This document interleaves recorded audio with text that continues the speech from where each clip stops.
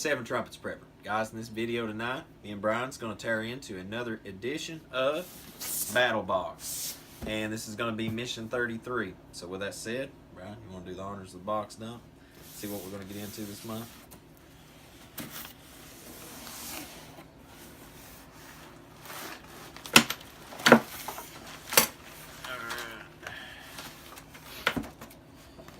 Alright guys, so first off, we're getting situated here. Got something new here.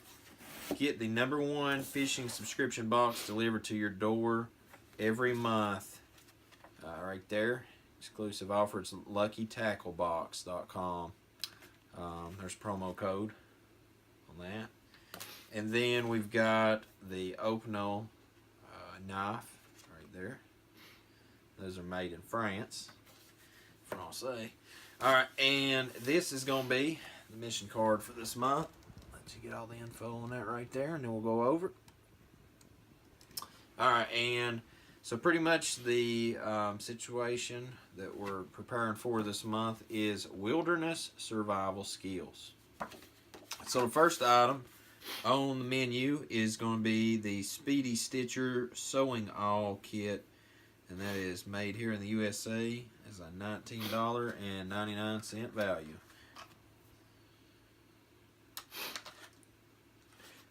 So this is going back to a classic. You're going to be doing it by hand. Let's see if we can pop this open. This is so that you can actually take hides. You can even stitch wood plating using these if you've got any kind of bit for coring a hole through the wood.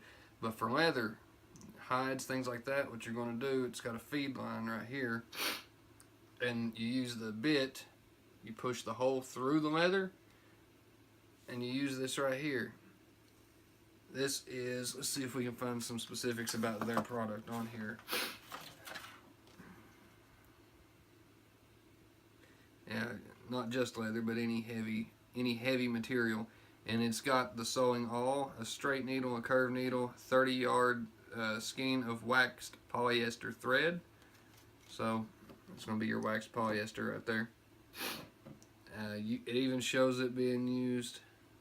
You can use that on some of the tents, not to interrupt you, but yeah, on like canvas tents, stuff like that. You can definitely use that for repair out in the field. On some of like the larger, the thicker old school military tents, I know that you can definitely use that for some repair. I personally never used one of those, but I've not got any experience using one of these, but it looks like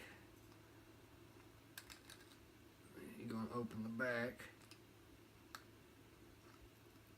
If I can just get it turning.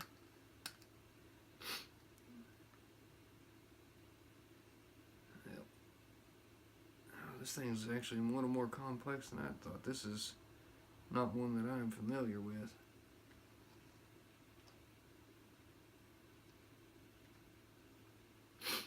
We'll have to revisit this one, brother.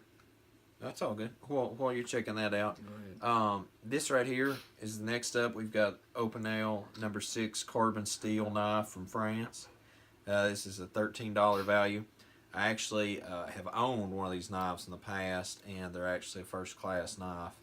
I'll tell you this, though. You want to talk about cutting your finger off. Get something here for demonstration purposes.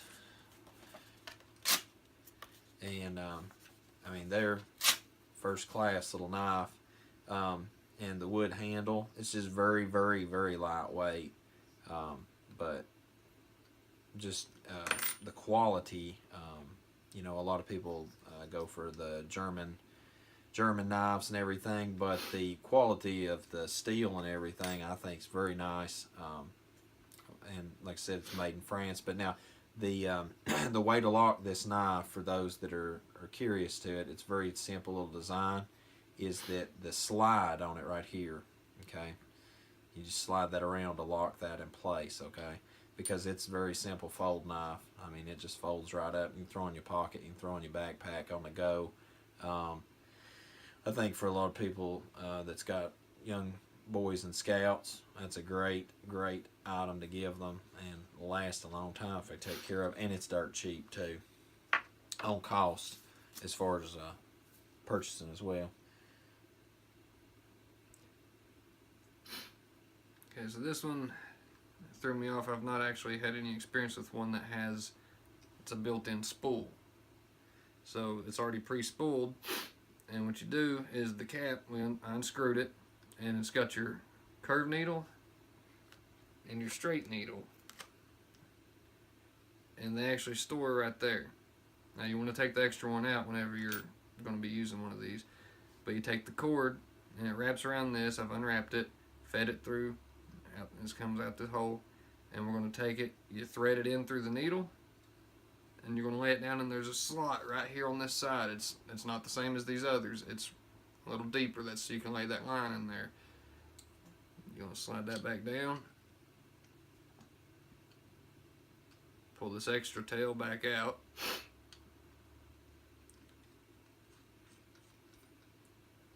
okay, and that secures that needle in there. You torque it down until that needle can't come back out, but that groove allows you to be able to feed your line.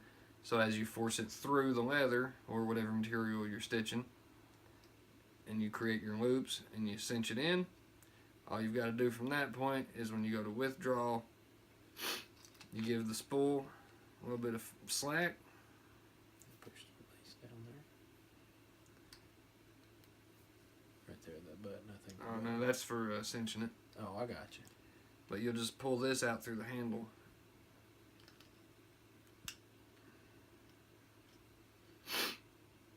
I had it feed. There it goes. There you go.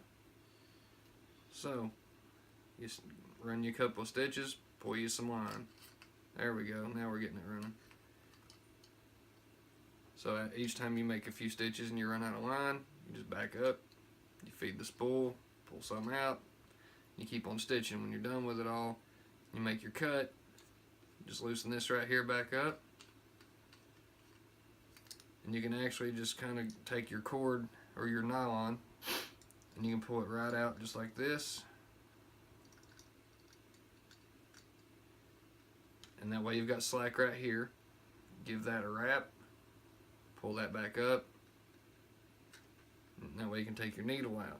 Now if you're wanting to put it away, you just drop it back down in. The curved one you need to tilt towards the shaft, then your straight one you just drop in that hole. Drop your cap back on, thread it down, and it's ready to be put away. Pretty nifty little tool. That is awesome right there. I've not actually had any experience with one like that, so that was a first for me. That was actually really nice. Well, you know, leather boots, stuff like that too. Just pass it on Especially. and go, oh yeah. Especially. Now guys, as far as the basic box goes, the next thing we've got is a Marbles pocket puck knife and tool sharpener, and that is a $9 value, and that should be, yep, right here. These are great for especially sharpening on like axes, things like that. You can definitely do quite a bit of sharpening as far as things go with that. I've had one of these in the past as well. I totally recommend having one of these around. Going to have a lot of cutlery and tools. No issues whatsoever as far as sharpening things, and that is a $9 value right there. All right, now the last thing we've got is going to be right here, brother, is the tinder scraper, and that's made in the USA, and it's Ready Man product, and that's a $12.95 value. And another thing while Brian's getting that ready is, I don't know if you've started noticing on the cards, but they are making certain to put where that the products come from nowadays, and I think that's really cool. There's no guessing game. It's you know, very plainly marked there. It's from USA, France, and USA. I mean, it's very cut and dry where you're getting your stuff from anymore. Now with this right here, if you notice, one edge actually has saw blade teeth on there. And so you can take smaller pieces, you can cut down through them, and you take, it looks like a cheese grater. You're just going to lay it down against it, and you pull, and you can shave out fine things. It'll end up kind of making you pieces about that width right there, kind of a shoestring style. And you use that as a tinder to start your fire. Now, I noticed there are 3 holes on each side. Now, if you used your Speedy stitcher, it's got that heavy wax nylon on there, you can use some of that cordage and 2 smaller pieces of wood, and you can cord those to it to make 2 handles, so you have a little mini saw. So that way you can hold it tight and just run your way through it, and then you can actually hold them from the side and rake that way to get your shavings be a little bit faster, because you're not having to use your fingers, and especially if it's a wet environment, your hands are going to be slippery. So that's actually a really neat idea. Never thought about taking a cheese grater to the woods, but I've been inspired now. You know what's really bad is while you were describing that, all I could think about was food. A terrible person inside. So, guys, that's it for the basic box for this month, and that is a $24.99 cost, and that was a $54.94 value right there on the basic items. Now, for the advanced box, we're moving up to $50 on the cost, and we've got a $96.61 value. And the next thing we've got up is a Condor Kefart Blade Blank. This is a 1075 high carbon steel. This is made in El Salvador, and it's $18.69. We've got a full tang blade, okay, and then the handles look like they're about, I don't know, right at a 1/4 of an inch, maybe a little thicker. Yeah. It's at least a quarter, anywhere between a quarter and 5/16. 3/8 maybe. Yeah, it's pretty thick. I mean, like if you've got a large hand, I mean, you know, depending on how you want to make your blade, you can definitely fit a large hand there, no doubt about it. And it's got the rivets right there. Brian can show you. It's got the rivets right here. So what you'll do is you'll take these blanks and you'll lay one under the handle here, and you can see the 3 holes that are preformed. You'll have to mark them, and then you take your other blank, you line it, and you mark it. Now you're gonna have to drill those holes. Now the good thing about this, a lot of these companies that are doing these make-it-yourself knives, they're doing pre-cut handles, and you just have to do the fine finish work on it. Not everyone's hand is the same size. Some people need them thinner, some need them thicker, some want more contouring, some want them more squared, almost like they are. So with that, you literally get to make this to fit your hand. So once you figure out you got your holes drilled and you have the alignment, you're just going to take these rivets, put them through, and you'll have to set from the other side, which means you need something to expand the other side. And a lot of times you'll get it's a rivet, I forgot the name of it, but it's kind of like a set punch for nail punching, but you'll put it to the other side and you'll hammer that to expand it. Sometimes you can heat them, it makes it easier before you slide it through and then hit the thing, and it'll expand it and keep it on there. Once you've got those on there, then you're going to take you some sandpaper, which you've got that's a dual grit, which means you got 2 different texturings. So if this was what you had to work with, you've got everything you need. And you take that sander and you start contouring it out the way you want it. So in a pinch, if you just had this box, you can literally take off and you've actually got just about everything you need to make it. You know, you can always do paracord wrap on that too. I know, you know, in a pinch, in a hurry, you could always do a paracord wrap. Yep. Or even, again, your wax nylon, if that's all you had. Yeah, you could definitely do that. Now the walnut blocks and pins for the Kefart, that's a $7.99 value as well. So that's a 2-part item there. The next thing up that we've got is a deadfall trap, and it's got the cordage with it as well. I'm sorry, the wire with it, and see what it says here. Looks like it's designed to be a figure 4. The you know, I've noticed that with a lot of things nowadays is you have to check the local trapping laws. I know a lot of traps, if you'll notice, do not have the teeth on the clamps anymore either. In Tennessee, we're not allowed to have that, but this trap is a $14.99 value. Take a peek at this. And that's the classic, that's the figure 4 deadfall. If you make one yourself, I've never done one prefab like that. That's actually interesting. But a figure 4 is designed to set, you bring up the trip arm runs across the support post, and it's got a trigger mechanism that runs up to here, and you set the weight of a heavy rock or a log on top of it, and you put the bait down here, so when this gets triggered, it's got diagrams now. Describing there. as the bait is messed with on the post that runs horizontal, it triggers and lets the whole system collapse, and then the weight comes crushing down on whatever prey you're after. Now this one actually has line for it. Let's see if I can get that out of there. It's a small wire, and you can use that as well, that you can wire off to this and put it underneath and use that wire to put bait and actually wire it up. So if you're after like squirrel, they like nuts, you can't exactly just stab a nut onto there. So you're going to use the wire like a walnut or anything else, and you can wrap that on there. Makes it harder for them to get the walnut off of it, so they have to actually struggle to get it. It's got the snare lock point on it too, so that if there's two ways to set that up. There's the just the fall, and it's also got the. So I was trying to look at that one notch. It's got where that you can also do a rope snare on that as well. So again, that'd be where this came in for that as well.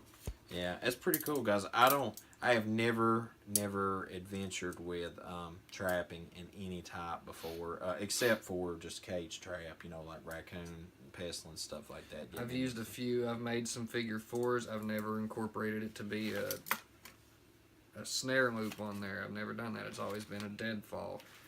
And I've used Condor, things like that, for trapping beavers and raccoons. So this is actually really interesting to me. I've never had a prefab deadfall. Now that's got the advanced box. Now if you got the pro box for $100 value, this is going to bring the value total up to $156.56. And we've got a zombie tinder bushcrafter fire kit. This is made in the USA. It's $59.95. And we have got, first let me read the 10. We've got Ferro Strike V3 mag. Got a Ferro Strike V4 stainless steel, 2 dry climate tinder, 6 feet jute twine, 8 ounce hinge tin, 1 bag of jellied cotton, cotton char, 6 feet 550 bow cord, and yeah, I think that's got us. Let's see, take a peek here. That's your 550 cord it was just talking about. Here's looks like a waxed lint ball. Yep, and jellied cotton. Got striker, flint, and so I'm making a mess of things here, bro. It's all right. And then we've got our strike rod there. There's a couple little odds and ends here. Then we got some twine. There's quite a bit of items stashed in there for you to use. And I'm going to set that to the side for just a second while we get to the last one here. The very last one is going to be for the Pro Plus. We've got $150 cost, and the value is going to come up to $261.51, and is a Condor primitive bush knife by Matt Graham, and this is made in El Salvador. And this comes to a $105 value. Got you back. Got my shorty knife.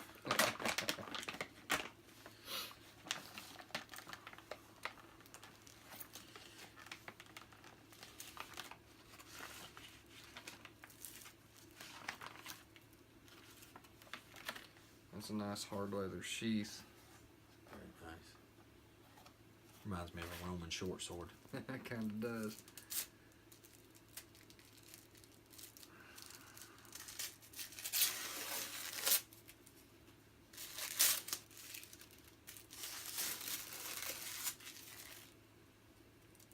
If the other side was sharpened, it would definitely remind me of a Roman short sword.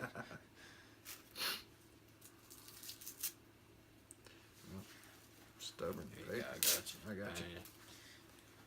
So this is a bushcrafter knife. If you notice, as the edge runs up the cutting side, it actually curls back on the tip. That works good if you want to incorporate this into a spear. Notice the rivets are hollow. You can lash that using some of your 550 onto the end of find a good length of solid wood, like walking stick wise. You can lash that onto there, and that helps with a spear. That also helps with starting a hole. So when you want to make like a speed drill for fire starting, using your kit over there, that can start you a good hole to where you can get that tip down in there and put your tinder in, and then you just got to add some grit and start working that speed drill. So this is actually really nice, and it looks like walnut handle on that as well. I'm not familiar with a lot of these newer bushcrafting, bushcraft tools. This is not a new design blade, but it is one that I've not had much experience with. I just know a little bit about it. And a lot of them have these holes right in the middle, and you can use those as an anchor point for putting short tips to it. Like we talked about lashing that to your walking stick.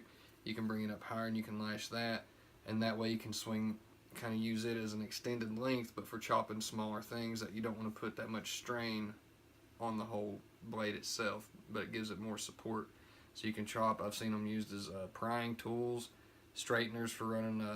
You take small limbs through, and as you heat them across the fire, and you can tweak them that way if you don't have a rounded stone. So you want to make some darts or arrows, because you've got the 550 cord in there for the bow for fire making. You can also use it for a bow for primitive hunting. So, any thoughts with that? It's a nice blade. Nice blade. It's yeah, I swear, that's the first thing that come to mind when I seen that. The a very, very thick, full tang on that. Guys, I'm gonna tell you, the feel on that is just amazing. I mean, it's just almost like you pick that up, it's just made for your hand. Sharp, very, very sharp. How's it going, sheath, bro? Pretty good? I don't know. Oh yeah, like a glove. And very nice. Almost looks like a phoenix or something on it. Well, guys, that pretty much concludes the box for this month. If you haven't checked out Battlbox, make sure to check them out at battlbox.com. Make sure to check them out on their Facebook page. Links are in the video description below. And as always, until you see us here again, Seven Trumpets Forever channel, I hope you have a most blessed day, and Yahushua.